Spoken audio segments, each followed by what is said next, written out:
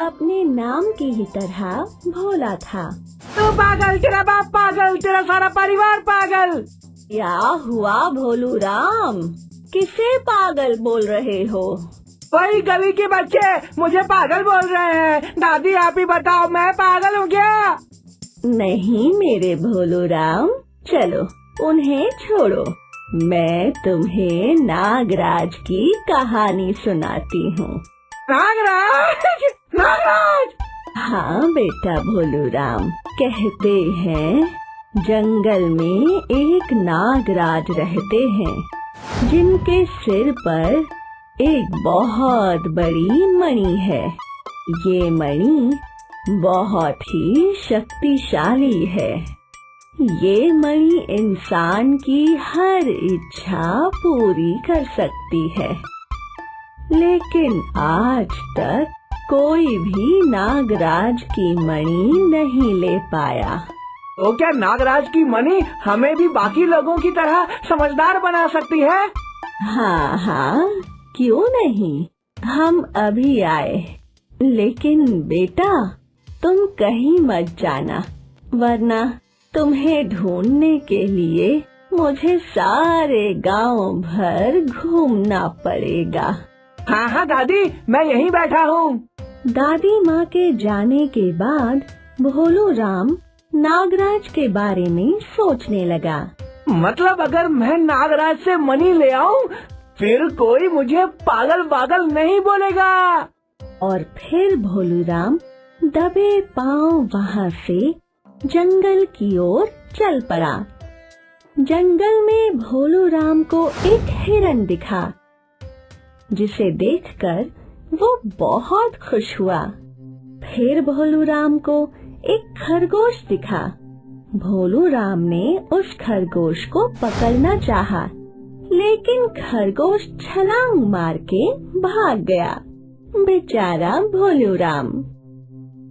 अब शाम हो चुकी थी, लेकिन अब तक भोलू राम को नागराज नहीं मिले।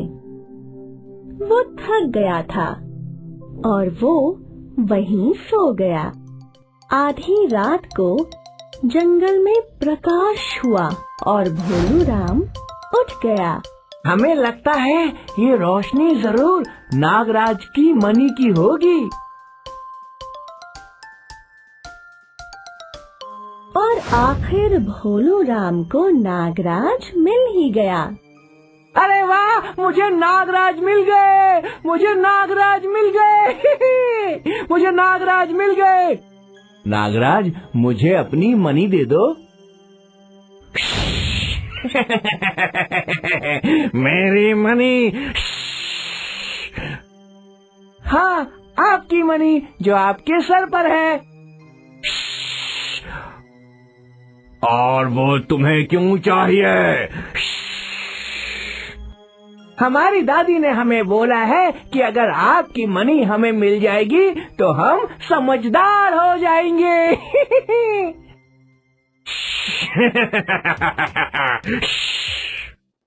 आप नहीं दोगे तो हम खुद ही आपकी मणि निकाल लेंगे। अरे नहीं, अरे नहीं नहीं, रुको रुको रुको रुको। तुम्हें सिर्फ समझदार बनना है ना? हाँ। तो उसके लिए तुम्हें मणि की जरूरत नहीं है। मैं तुम्हें अभी समझदार बना देता हूँ। और फिर नागराज की मणि चमकी और एक चमत्कार हुआ। आपका बहुत बहुत धन्यवाद नागराज जी, आपने हमें समझदार बना दिया। हम हमेशा आपके आभारी रहेंगे। खुश रहो, हमेशा खुश रहो। नागराज चले गए और नए भोलू राम के साथ अगला सूर्योदय हुआ। भोलू राम अपने घर पहुंचा। कहाँ चले गए थे तुम? मैंने सारा गांव ढूंढ लिया था। मुझे माफ कर दीजिए दादी माँ, मैं जंगल गया था नागराज से मिलने और उन्होंने मुझे आशीर्वाद देकर मुझे समझदार बना दिया। अब मैं पहले की तरह बुद्धू नहीं हूँ। अब कोई मुझे पागल नहीं बोलेगा। ये सुनकर दादी माँ भावुक हो गईं और उन्होंने अपने बदले हुए भोलू राम का माथा चूमा। सराय गांव में रहने वाले किशन की माँ का बचपन में ही देहांत हो गया था। उसके पिता ने दूसरी शादी कर ली थी। दूसरी माँ से उसे एक सौतेला भाई मिला था, मुन्ना। ऐसे तो दोनों भाई एक दूसरे को पसंद करते थे, पर किशन को कई बार लगता था कि उसकी सौतेली माँ उससे ज्यादा उसके अपने बेटे मुन्ना को प्यार करती है और उससे सौतेला व्यवहार करती है। मुन्ना, मेरे लाडले बेटे, स्कूल के लिए तैयार हो गया तू? ले, 4 पराठे बनाए हैं मैंने, 2 खा ले और 2 टिफिन में रख ले। स्कूल की रिसेस में खा लेना। माँ, आपको पता है ना, किसना भैया को पराठा बहुत पसंद है, एक उनके लिए रख दो। अरे, किशन की फिक्र क्यों करता है तू? अपना देख, रात की 4 रोटी बची है, खा लेगा वो। ठीक है माँ। हेलो मुन्ना। अरे मुन्ना, कहाँ गई माँ? स्कूल का टाइम हो रहा था, चला गया। तेरी तरह छुट्टी तो नहीं है ना उसकी।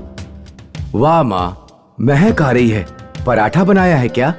जब तब तुझे पराठे की ही महक आती रहती है। पराठा क्यों बनाऊंगी मैं? रात की 4 रोटियां बची हैं, वो क्या फेंकूंगी? वही खा लेना, और नहीं खाना है तो रात का बचा दाल राइस खा लेना। मैं रोटियां खा लूंगी।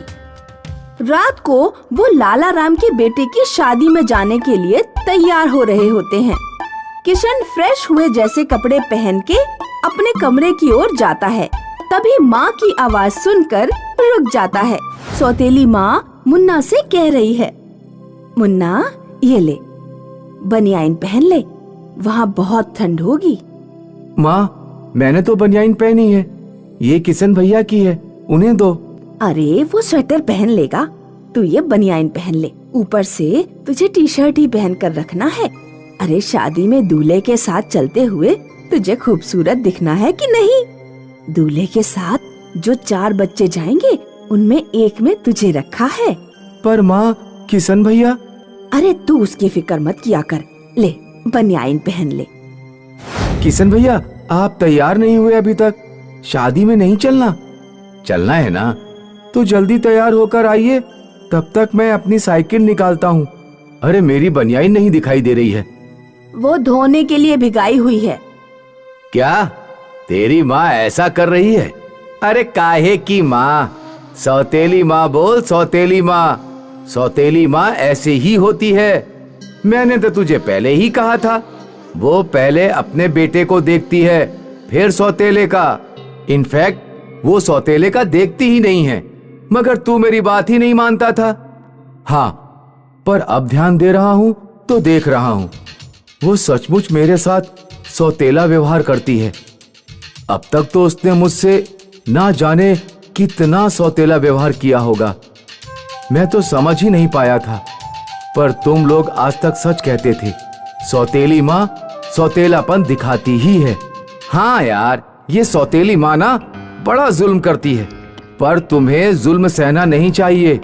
पता है ना, मेरा दोस्त रमेश, उसका बाप भी सौतेली माँ लाया, मगर वो आते ही रमेश पर अपनी धाक जमाई। रमेश को उसने अपनी उंगली पर नचाना शुरू कर दिया, आज तक नाच रहा है। कैसे? अरे वो सुनता ही नहीं था अपनी सौतेली माँ की। अब देख, कल जब तेरी सौतेली माँ ने कहा था पराठा बनाया ही नहीं, तुझे तुरंत कहना चाहिए था। मुन्ना को तो दिया, दिखाऊं उसे बुलाकर उसका टिफिन खोल के। और हाँ, कल रात जब सौतेली माँ ने कहा तेरी बनियाइन धोने में डाली है, तो कहना चाहिए था कहाँ डाली है, दिखाओ, सीधी हो जाती। पर ये खुद बड़ा सीधा है यार। अरे सीधा नहीं, ऐसे लोगों को लोग पीछे से बेवकूफ कहते हैं। तेरी जगह मैं होता तो सौतेली माँ की ऐसी तैसी कर देता। मैं भी अब उनकी एक नहीं सुनूंगा, ऐसी तैसी कर दूंगा। ले मेरे लाडले, ठंडी का मौसम है, गरम गरम रोटी खा। ये क्या माँ, मुन्ना के बाद आपको दूसरी रोटी मुझे देनी चाहिए थी, उसे क्यों दी? अरे वो छोटा है, उसे खा लेने दे, फिर तू खा लेना। वो छोटा है तो मैं क्या बूढ़ा हो गया हूँ? मैं भी तो छोटा हूँ। एक रोटी उसे दो तो एक मुझे। मैं उसका मुंह देखते नहीं बैठूंगा। नहीं देखना है तो जा, थोड़ी देर बाद खाने पे आना। थोड़ी देर बाद नहीं, मैं आऊंगा ही नहीं। तुम सारी जिंदगी मुन्ना को ही खिलाती रहना। अरे ये कैसी बात करता है तू? क्या तुझे मैं नहीं खिलाती हूँ? क्या खिलाती हो, कैसे खिलाती हो, जानता हूँ मैं। 2 दिन पहले ही मुन्ना को सवेरे सवेरे 4 पराठा दिया और मुझे रात की रखी बासी रोटी दी। शादी में जाते वक्त मेरी बनियान भी उसे पहना दी और मुझसे झूठ कहा मेरी बनियान धोने में पड़ी है। और अभी भी आप हम दोनों को बराबर एक एक रोटी देने के बदले मुन्ना को ही दिए चली जा रही हैं। सच कहते हैं सब, तुम मेरी सौतेली माँ हो और सौतेली ही रहोगी। ऐसा? सौतेली ही रहूंगी तो जा, रहूंगी। आज के बाद खाना तो क्या, एक बूंद पानी भी नहीं दूंगी तुझे मैं। तब पता चलेगा सौतेली क्या होती है। जा भाग, भाग यहाँ से। हाँ हाँ जा रहा हूँ, मगर ये मत भूलना ये मेरे बाप का घर है। यहाँ की हर चीज पर मेरा भी हक है। हक जमाता है, हक की बात करता है तो जा, मैं भी देखती हूँ क्या क्या हक में देता है तेरा बाप तुझे। चल भाग, भाग यहाँ से। अरे ये तो सपना था। थैंक गॉड, सपने में ही सही, पर मैंने माँ को असलियत तो बताई।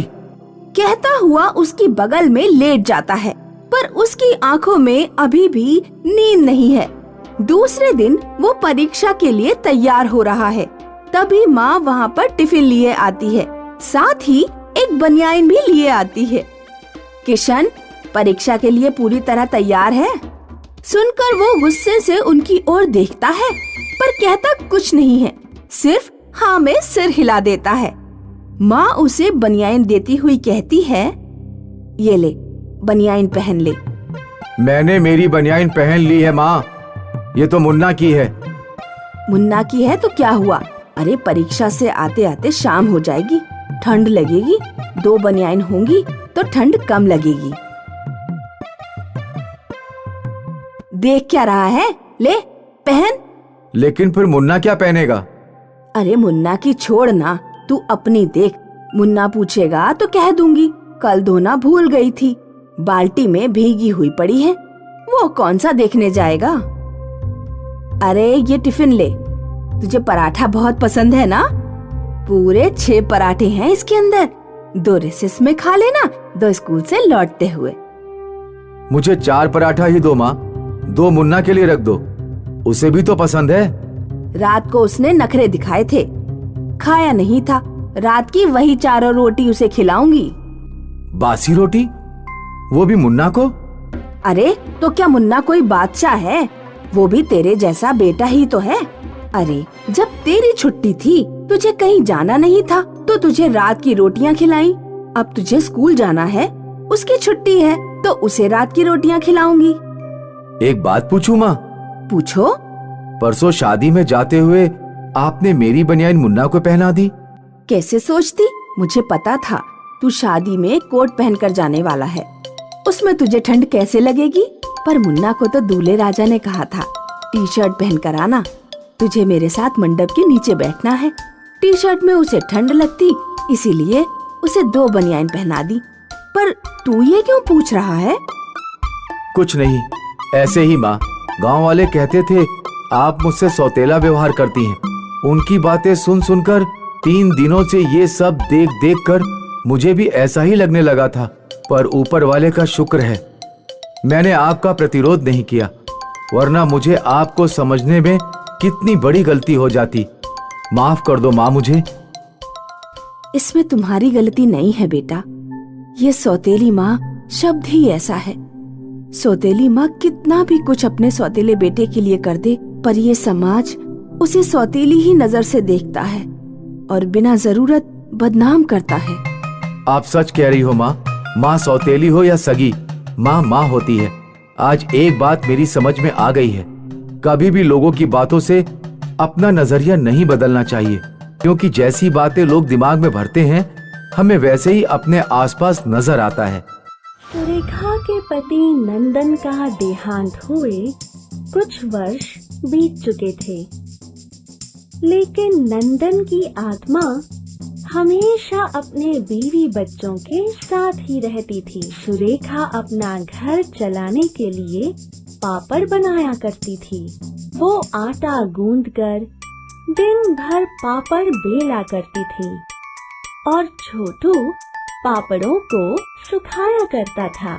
और फिर शाम के समय सुरेखा ये सूखे हुए पापड़ एक व्यापारी को बेच देती थी, जिसके बदले उसे रोज 100 रुपए मिल जाया करते थे।